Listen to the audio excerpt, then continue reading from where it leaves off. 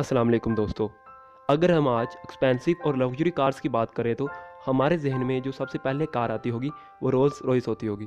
क्या आप जानते हैं कि एक वक्त था इसी मशहूर कंपनी की कारें पाकिस्तान में सफाई के लिए इस्तेमाल होती थी। तो ये स्टोरी क्या है जानते हैं आज की इस वीडियो को। तो चलिए वीडियो को शुरू करते हैं। दोस्तों स्टोरी ऐसे है कि उस वक्त के बहावलपुर के नवाब मोहम्मद सादक खां अब्बासी लंदन सैर के लिए गए हुए थे। तो लंदन में सैर कर रहे थे तो उन्हें रोल्स रॉयस का शोरूम नज़र आता है। तो वो सेल्समैन के पास जाकर पूछते हैं कि इस गाड़ी की कीमत क्या है और इसके फीचर्स क्या हैं। सेलमैन उसे एक आम से हिंदुस्तानी समझता है और डांट टपट कर वहाँ से निकाल देता है।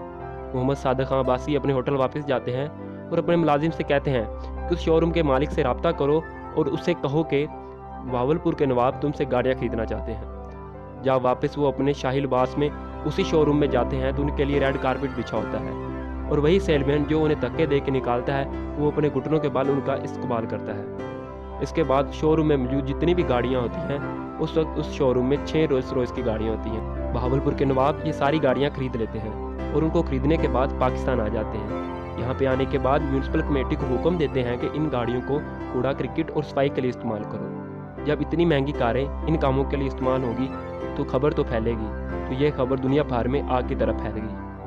इसके बाद कोई भी इतनी एक्सपेंसिव कार भी लेता रोल्स रॉयस की तो लोग उसका मजाक उड़ाते और कहते तुमने वही कार ली है ना जो पाकिस्तान में सफाई के लिए इस्तेमाल होती है।